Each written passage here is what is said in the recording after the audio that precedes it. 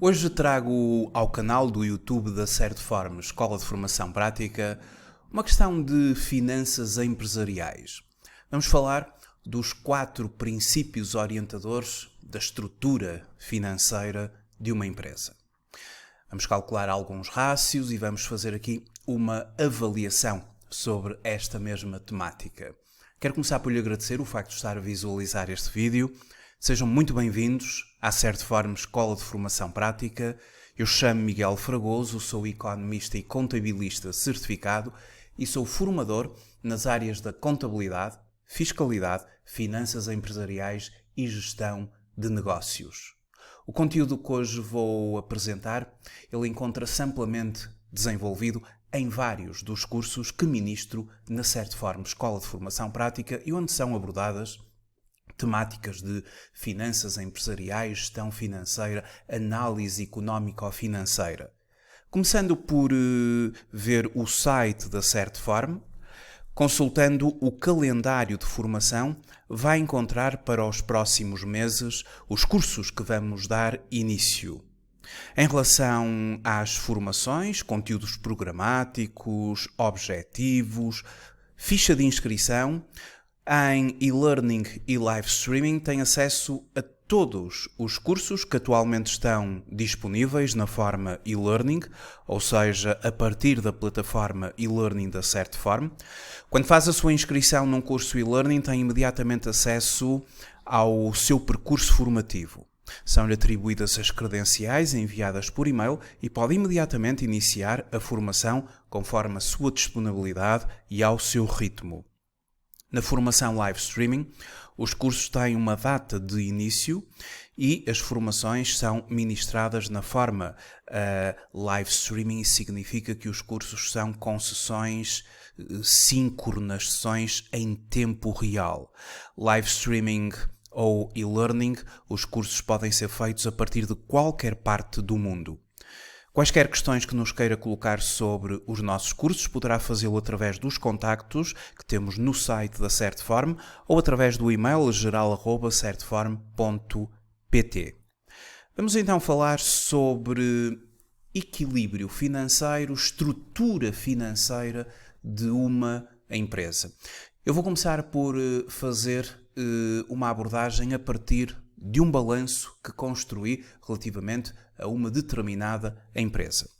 Vamos partilhar aqui uma folha de cálculo onde temos um balanço de uma determinada empresa que elaborei para um determinado período. À data de relato, ao dia 31 de dezembro de um determinado ano, uma empresa apresenta no seu total do ativo, o qual é composto pelo ativo não corrente e o ativo corrente, um total de 5.741.140.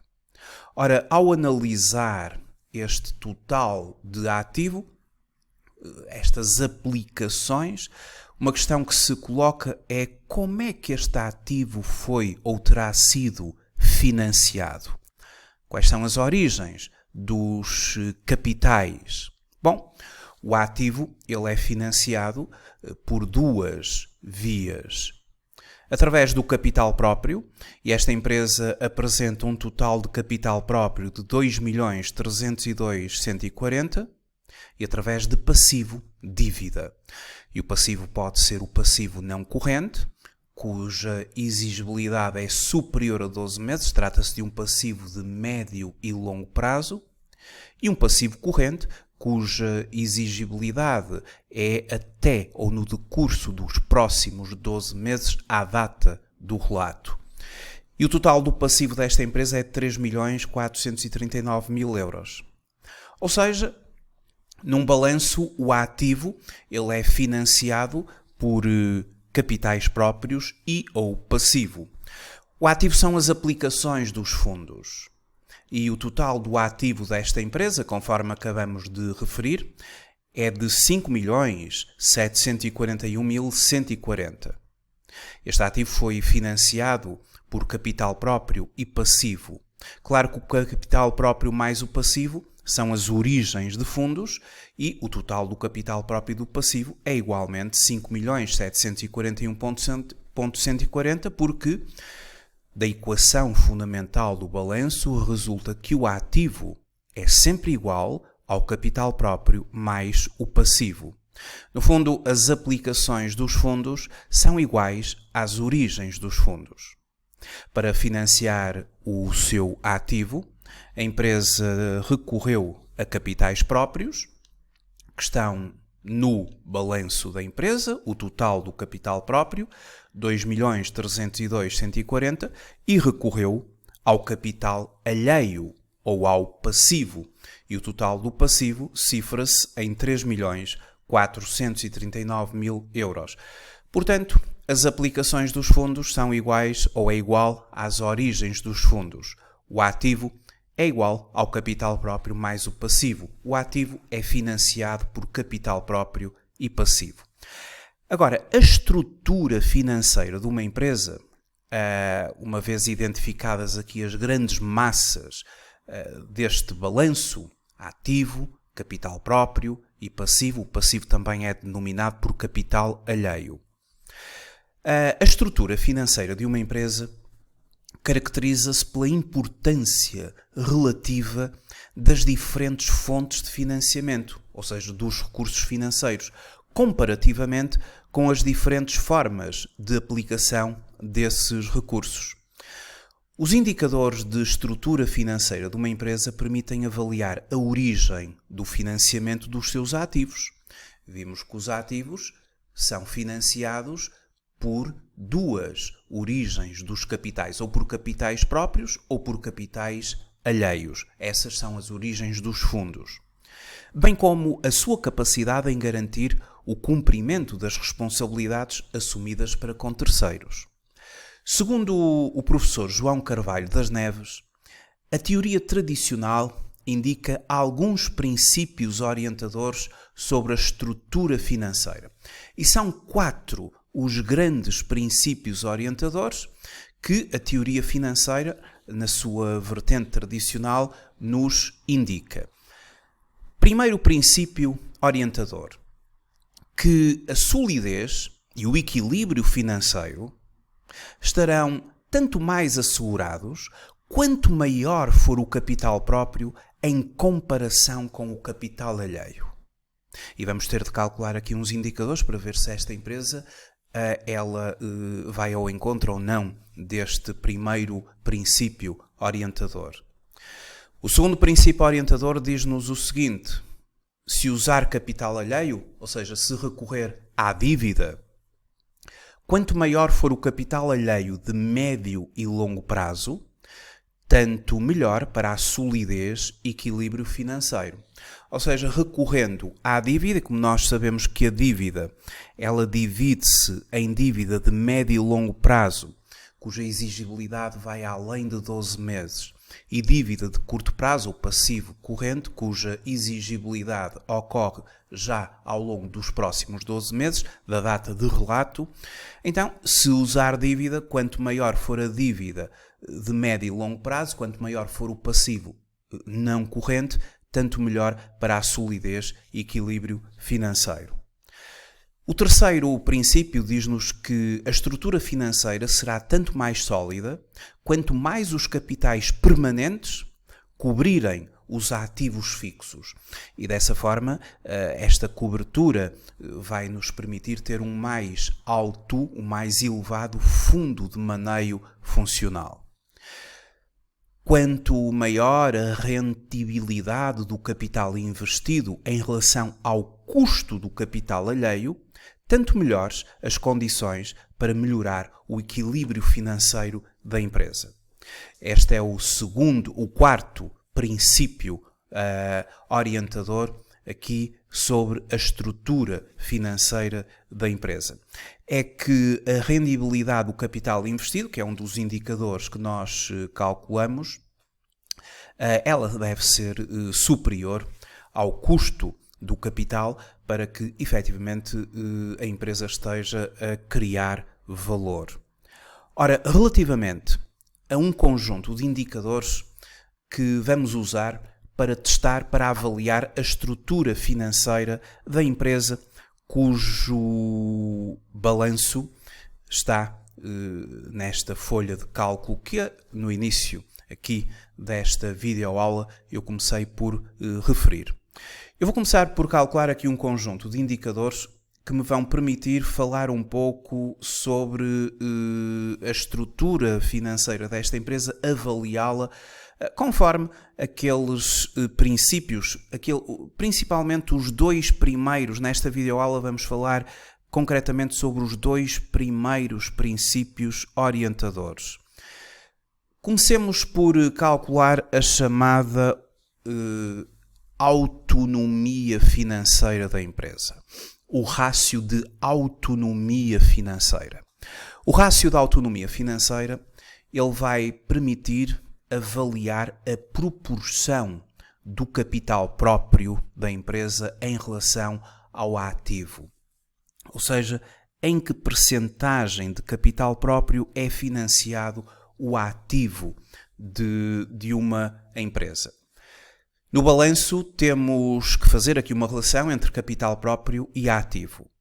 O capital próprio desta entidade, que 2.302.140, vamos dividi-lo pelo ativo da empresa, 5.741.140. 40,10% é o rácio da autonomia desta empresa, ou seja, o ativo da empresa é financiado em 40,10% com recurso a capitais próprios. O seu complementar, logicamente, vai ser o rácio de endividamento. O rácio de endividamento, ele vai nos permitir avaliar a proporção de passivo que financia o respectivo ativo. Ou seja, qual a proporção do passivo que financia o ativo, dividindo então o passivo pelo ativo. Claro que poderíamos fazer 100% menos 40,10%, já tínhamos o endividamento, porque a autonomia financeira mais endividamento são iguais a 100%. Mas vamos testar aqui no nosso balanço, dividindo o passivo pelo ativo. O passivo, aqui de 3.439.000 a dividir pelo ativo, pelo total do ativo da empresa.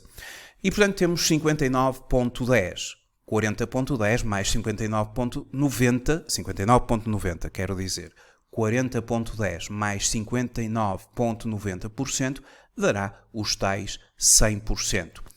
Esta empresa está a ser financiada, ou o seu ativo está a ser financiado em 40,10% com recursos a capitais próprios, diz-se autonomia financeira, e em 59,90% pela via do passivo, pela via da dívida, pela via dos capitais alheios, diz-se a via do endividamento.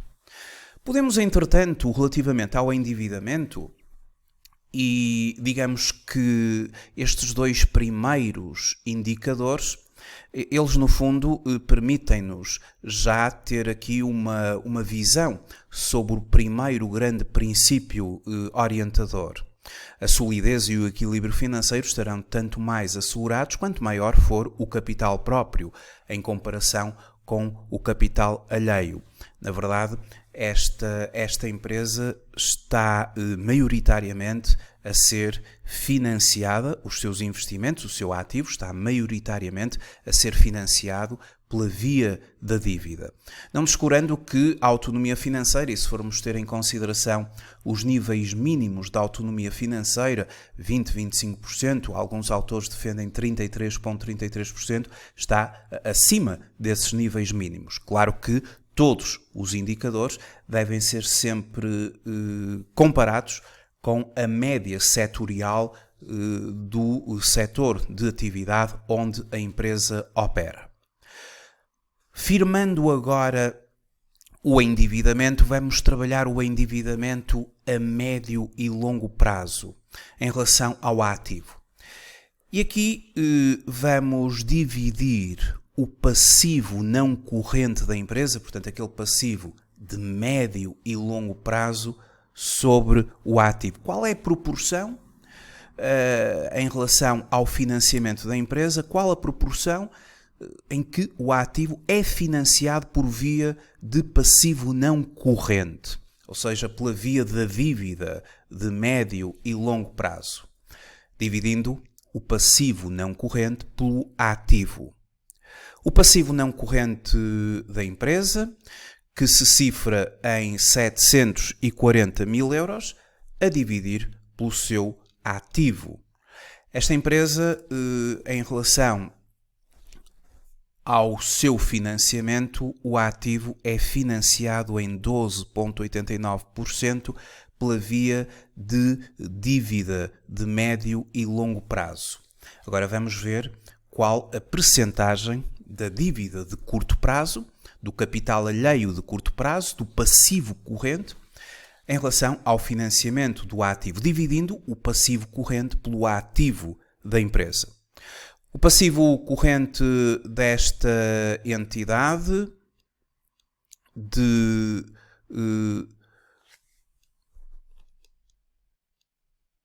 2.699.000, passivo corrente, a dividir pelo total do seu ativo. E, pelo que se vê, esta empresa está a financiar, ou seja, o ativo desta empresa está a ser financiado maioritariamente por dívida de médio e longo prazo. O que significa que o segundo postulado, o segundo princípio orientador da estrutura financeira não está de todo a ser cumprido. Diz-se que se usar capital alheio, se usar dívida, quanto maior for o capital alheio de médio e longo prazo, tanto melhor para a solidez e equilíbrio financeiro da empresa.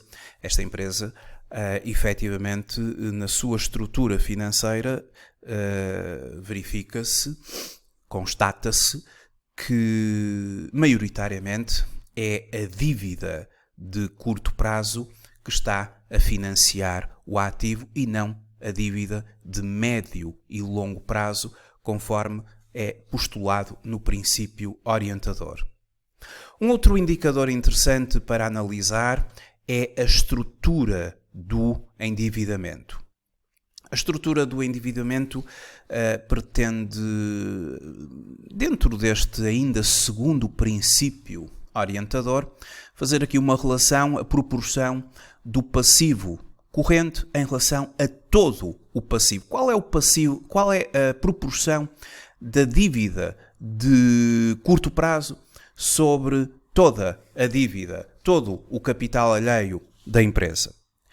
Vamos dividir o passivo corrente pelo passivo total. O passivo corrente da empresa de 2.699.000 por todo o passivo da empresa. Bom, são 78,48%, portanto, efetivamente, a esmagadora maioria do passivo desta empresa, muito acima de 50% do passivo desta empresa, é passivo de curto prazo, o que corrobora com aquilo que anteriormente nós já tínhamos assumido em relação a estarmos longe de cumprir o segundo postulado. Se usar capital alheio, se usar dívida, quanto maior for o capital alheio de médio e longo prazo, tanto melhor para a solidez do equilíbrio financeiro. Isso não se verifica de todo, não se constata de todo nesta entidade. Um outro indicador financeiro que mostra a proporção da dívida que uma empresa tem em relação ao seu capital próprio, mas aqui a dívida total sobre o capital próprio, todo o passivo a dividir pelo capital próprio, é o chamado Debt to Equity. Trata-se de um indicador da estrutura financeira da empresa uma vez que relaciona os recursos próprios, ou seja, o capital próprio, e os alheios, ou seja, a dívida. E graças a este indicador pode-se avaliar quanto a empresa está dependente de financiamento externo e se o negócio está efetivamente sobre endividado. Dividir o passivo pelo capital próprio da empresa. Ora, no balanço temos o total do passivo de 3.439.000 e vamos dividi-lo pelo total do capital próprio. Temos 149,38%. Efetivamente é uma empresa que recorre muito à dívida, é uma empresa alavancada. E por falar em alavancagem, vamos calcular o indicador que se denomina pela alavanca financeira. Este indicador pretende avaliar qual a proporção do ativo em relação ao capital próprio. E claro que se esta proporção for muito alta, significa que a empresa está muito alavancada. Vamos ver, efetivamente, qual o grau, o nível, o rácio de alavanca financeira para esta empresa. Dividindo o seu ativo pelo seu capital próprio. O valor do ativo a dividir pelo capital próprio da empresa. Efetivamente são 249,38, muito acima de 100%. É uma empresa que, mais uma vez, corrobora aqui a tese que temos vindo a referir, que esta empresa está alavancada, recorre muito à dívida. Mas a dívida à qual a empresa mais recorre é à dívida de curto prazo. Tem mais dívida de curto prazo do que a médio e longo prazo, conforme avaliamos anteriormente. Calculemos agora a solvabilidade da empresa.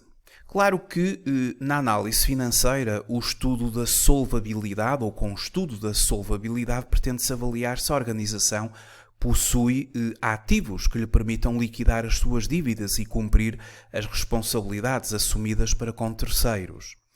Em relação a empresas em continuidade, este indicador de solvabilidade ele não é suficiente para se poder tirar uma conclusão sobre a solvabilidade da empresa e por isso é que calculamos um outro conjunto de indicadores onde se destaca, por exemplo, o debt to equity. Em relação à solvabilidade, vamos avaliar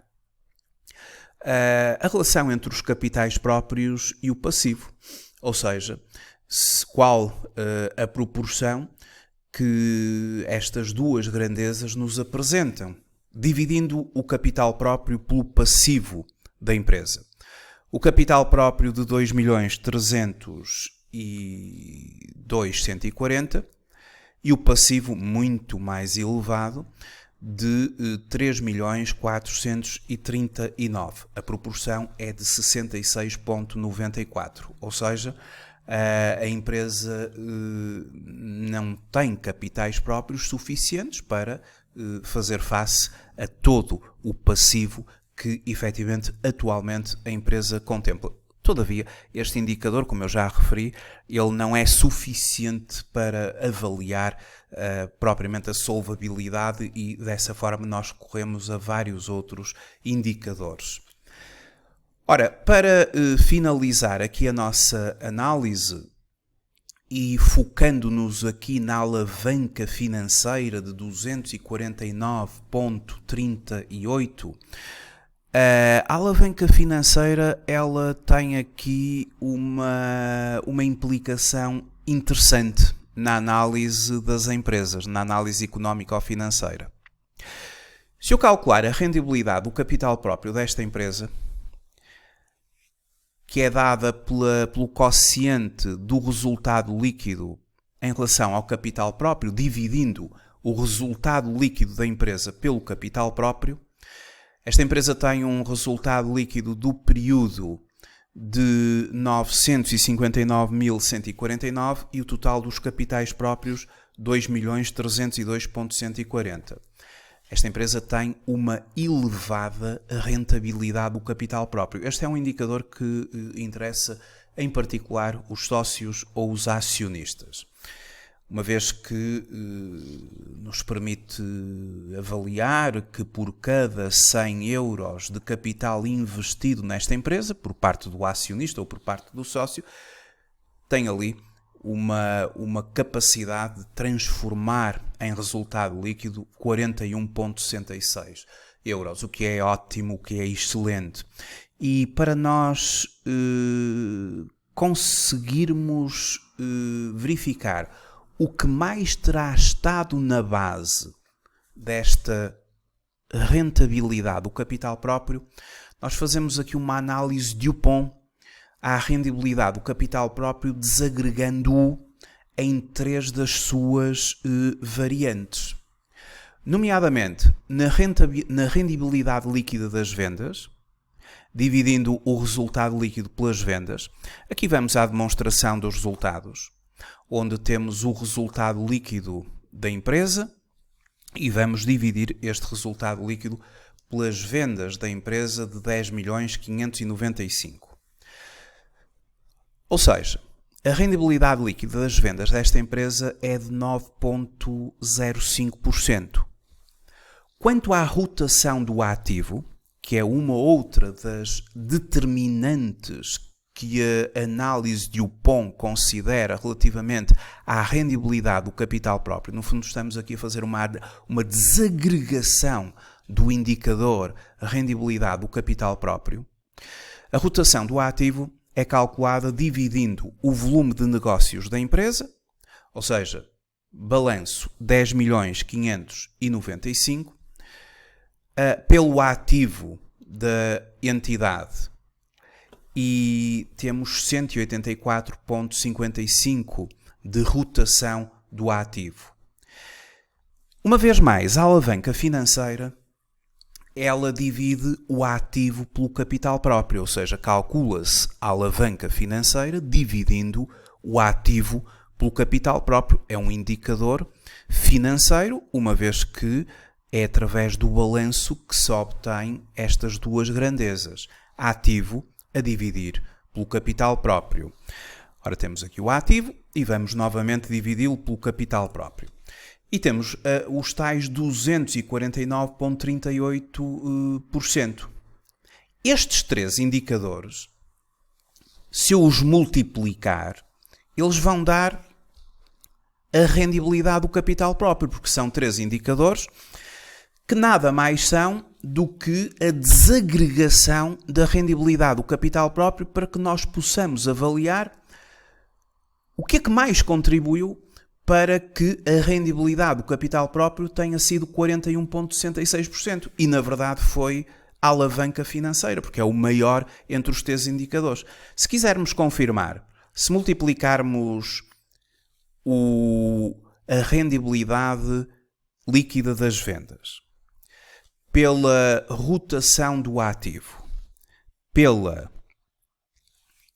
alavanca financeira, claro que vamos ter novamente os 41,66, que é a rendabilidade ou a rendibilidade do capital próprio.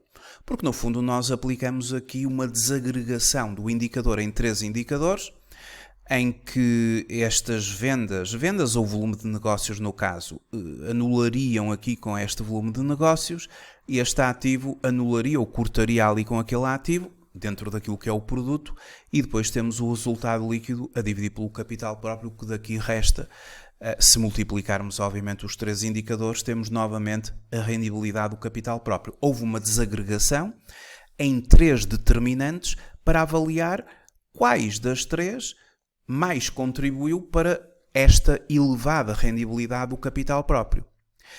E também nos permite fazer aqui uma análise de como é que uma empresa pode vir a aumentar a rendibilidade do capital próprio, obviamente atuando sobre um aumento da rendibilidade líquida das vendas ou atuando sobre um aumento da rotação do ativo, e ou atuando, e é sempre e ou atuando sobre um aumento da alavanca financeira, mas a alavanca financeira é aquela que menos se aconselha e precisamente é aquela que é mais alta nesta empresa.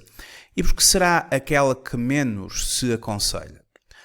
Bom, é que quanto menor for a proporção de capital próprio a financiar o ativo, isto é, quanto mais alavancada, endividada a empresa estiver, maior tenderá a ser a sua rendibilidade do capital próprio. E no caso concreto, 41,66. Isto é fácil de perceber. É que o resultado líquido do período será dividido por um menor volume de capital próprio, claro. Porém, e aqui está a grande consequência, tal traduz que maior é o risco financeiro da empresa em análise. Obviamente que se a empresa está muito alavancada, apesar disso aumentar a rendibilidade do capital próprio, porque é uma das suas determinantes, é maior o risco financeiro, é uma empresa endividada e, consequentemente, maior o seu risco financeiro. Muito obrigado por ter visualizado este vídeo. Até uma próxima oportunidade. Até breve.